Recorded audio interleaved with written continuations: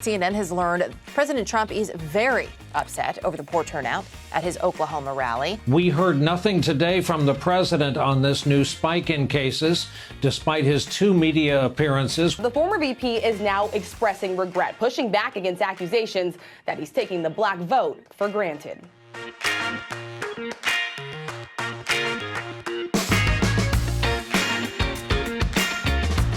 Welcome to Foursquare, the digital video show you can only find right here on Politico. My name is Eugene Daniels, and as always, I will be joined virtually by my colleagues Laura Barone-Lopez, Tim Alberta, and Ryan Lizza. Hey guys, first thing I really want to talk about is a conversation that's been happening for years, but it heats up every 4 years about the black vote in Democrats. The vast majority of black voters are Democrats, but in 2016, we saw some of those voters stay home in key states, and that ended up having an impact on the election. Tim, you got invited to the cookout, literally, near Detroit, with some black voters for a story. After you left those voters, what were the big things that stuck out to you? So, first and foremost, Eugene, I think what was so striking to me after the day that I spent in Grosse Pointe Woods, which is just sort of borders the east side of Detroit. It's a very affluent little area. And most of the folks who I was spending time with that day were, considered, I think, part of sort of the elite of Black Detroit. We're talking about, politicians, judges, lawyers, influential people. And my initial hunch when I arrived and started chatting with some of these people was that these were folks who would be enthusiastic not only about Joe Biden, but enthusiastic about voting, about civic participation, about their ability to affect change in the political system, because they had sort of risen to the top. And in fact, it was very much the opposite. These were individuals who were, if anything, sort of more cynical and more disgruntled because of their proximity to power and because they had seen how the system has worked and not worked from the inside out.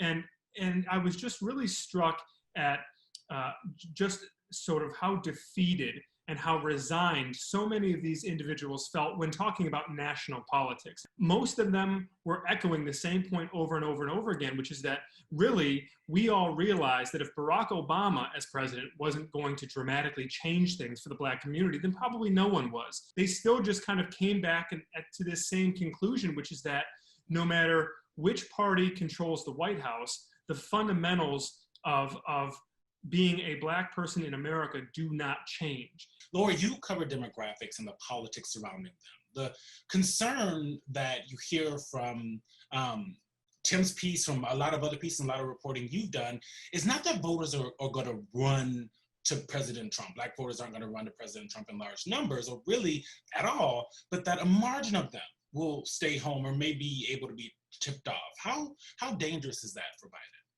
Right, well, the fear is of a repeat of 2016, which is where black voters and other voters of color stayed home. Just enough of them stayed home in states like Michigan, where Tim is at, in states like Wisconsin, Pennsylvania.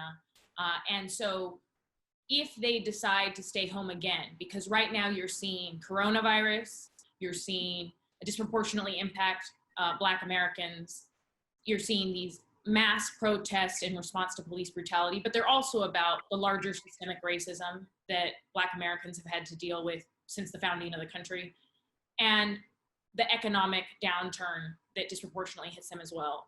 So all those taken together create an even more greater feeling of this disillusionment, which Tim saw when he went to the barbecue and spoke to those voters, that I've seen and that I've heard from a number of Black voters, even during the Democratic primary. And a number of other organizers who are in states like Michigan, in states like Wisconsin, have repeatedly told me that they are concerned that that Biden isn't doing what he needs to do to reach those Black voters who aren't regular voters. They aren't the ones that voted in the primary. They sometimes turn out to vote. They probably turned out for Obama both times, sat out 2016. And so the big question is enough being done by the Democratic nominee and Democrats writ large to ensure that they turn out in greater margins in those key battleground states. Ryan, you're actually working on a story with Laura about how Biden is reacting and working with Black Lives Matter organizers to seemingly shore up some of the support and make sure, a repeat of 2016 doesn't happen in these states. What does it seem like the campaign is willing to bend on when it comes to issues of racism and police brutality? We do know that defunding the police is probably not on the table for the Biden campaign. It's not. I mean, look, this is a campaign that has put African Americans at the center of the campaign since the very beginning. And you can be cynical about that and say, well, that's because they knew that African Americans were going to be the most important constituency in the primary. Or less cynical that, Biden has a kind of relationship and understanding of that community and has always done well with that community and, of course, served with the first Black presidents. When it comes down to the policy, and they came out on June 10th with the op-ed in USA Today talking about banning chokeholds, supporting the end of qualified immunity for police officers, which lets them get away with all kinds of things. Where probably the brightest line that they won't cross is, he's not going to say, as you point out, Eugene, we should defund the police, right?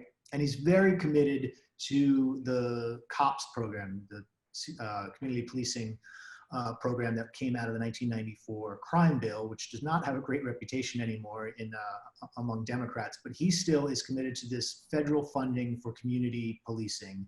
And their argument is that he believes community policing works and that federal dollars are a way to lever changes in local communities. You can withhold funding if the police departments don't reform the way you want them to.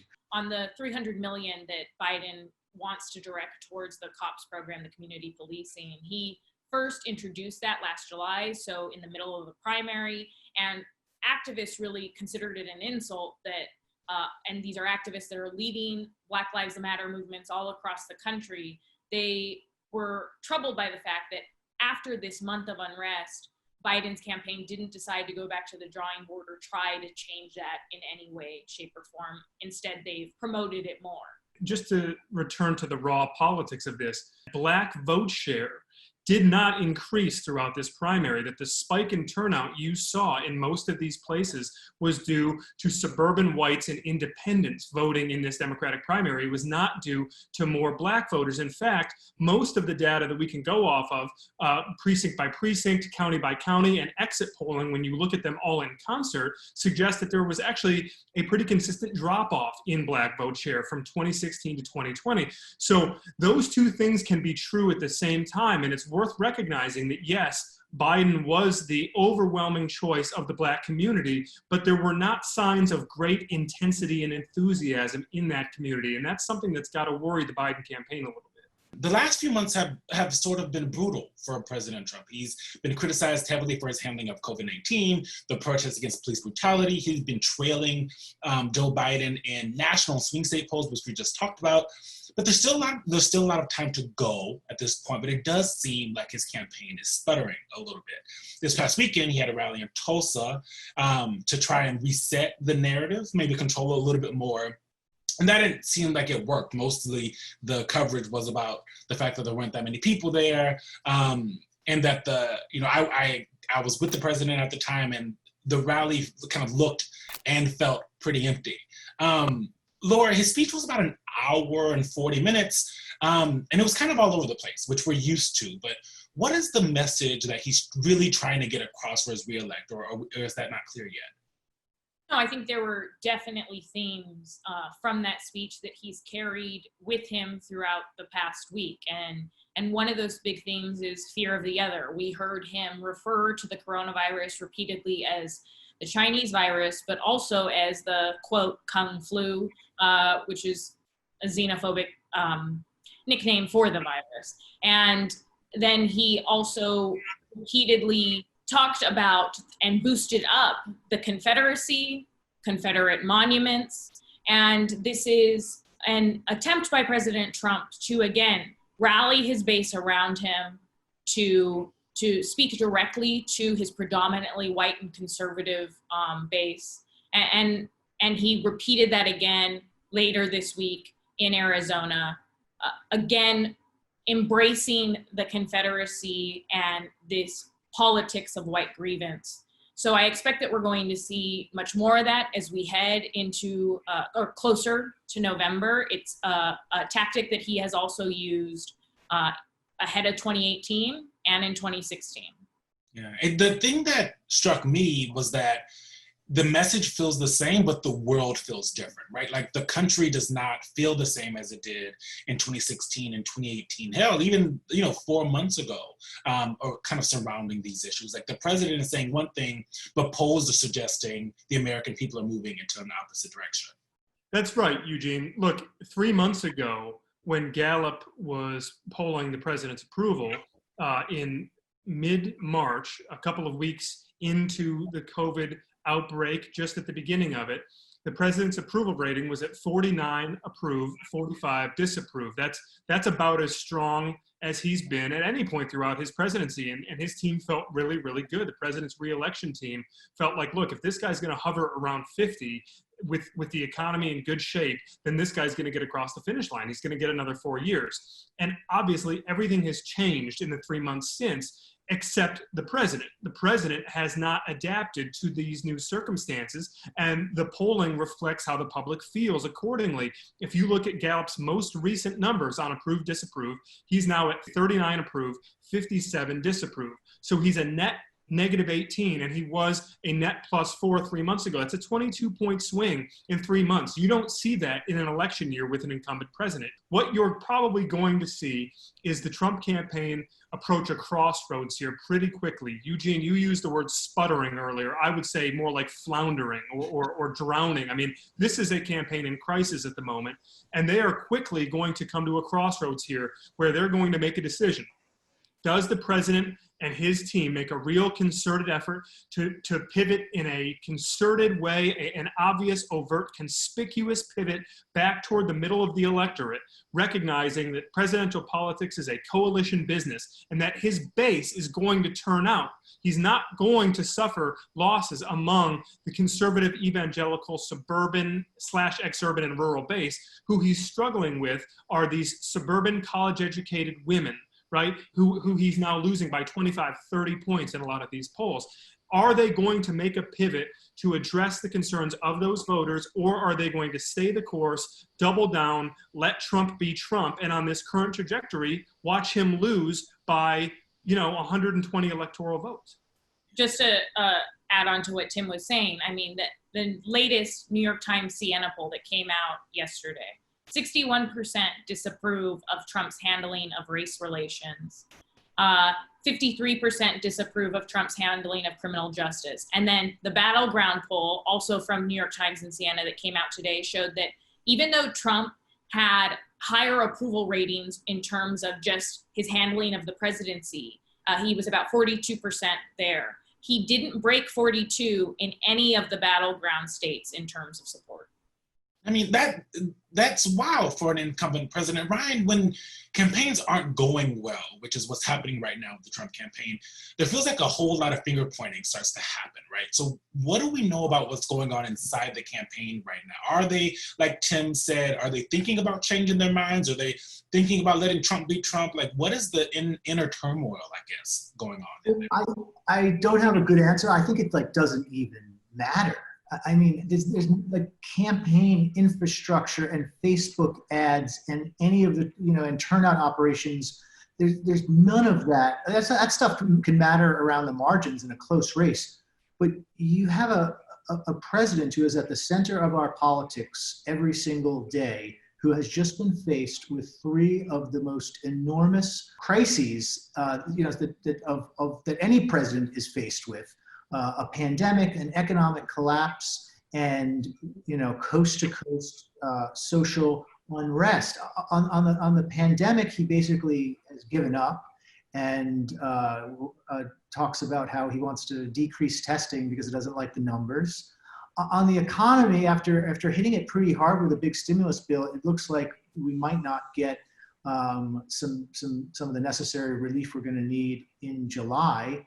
And on the racial unrest, he is calling for like putting up statues to Confederates that have been torn down and gassing peaceful protesters. So like he's not exactly killing it on any of these crises.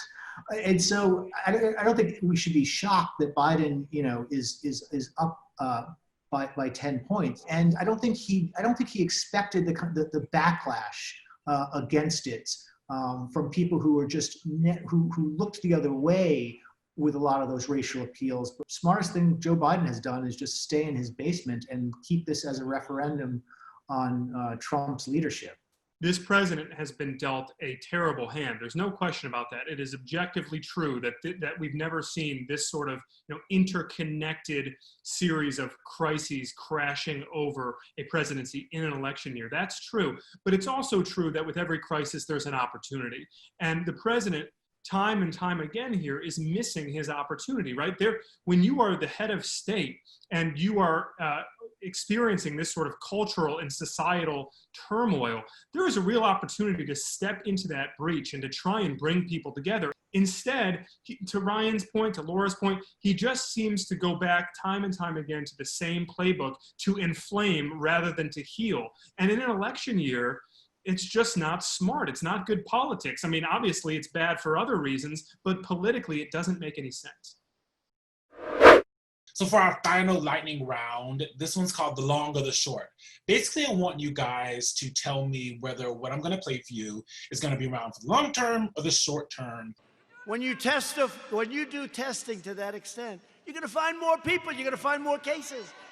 So I said to my people, slow the testing down, please.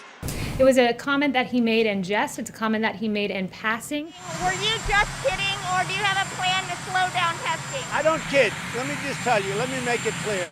All right, Tim, long term, short term. So I'll probably be in the minority here, but I actually think short term. And I'll tell you why. So I caught little glimpses of the rally and I consumed a little bit of the news coverage, but it actually wasn't until I think a full 72 hours after the rally where I first really caught wind of the controversy brewing, and then the back and forth and the inconsistent explanations from the administration. And it's because I had mostly taken a leave of absence from social media and Twitter for a couple days there. And it was just that periodic but very useful reminder that for most Americans, for most voters, they are not dialed into the play-by-play, to the day in and day out crises or controversies that seem to engulf this White House. Ryan, do you agree with Tim? I'm going to try and be consistent on this, but anytime we ever play this lightning round, my bar for long term is going to be extremely high. So my default is always short term. I mean, impeachment was short term. I mean, like every crazy Trump thing, this statement, it has been short term. So his overall handling of the pandemic, that's a long-term thing. But, one comment that is kind of an aha moment about how he views this thing, there'll be another one tomorrow. There's probably been one since we've been recording. And so short term. Laura, is it unanimous? No, it's not. So I say long term, and I say long term because this isn't the first time Trump has pretty much almost said this exact same statement. Repeatedly throughout the course of the pandemic, he has said that he does not like that the American public has been testing at the level that it's been testing, that the more, it's like Schrodinger's cat to Trump, which is that if you test more, you get more cases. But if we didn't test, then there wouldn't be any cases. Well, that's not true. There would still be cases. We just wouldn't know how many there are. And so the fact that he has said it over and over and over again, I think that, and the fact that we aren't even at the end of this pandemic and we're seeing more cases, that when it's all said and done, this is going to be something that sticks out as an issue from the administration and a failure, especially since there was a larger failure across the U.S. in terms of testing. Thanks, guys. Good job. Good work. This was a fun episode. This was good. Thanks for watching. As always, you can catch us right here every week covering politics as only Politico can.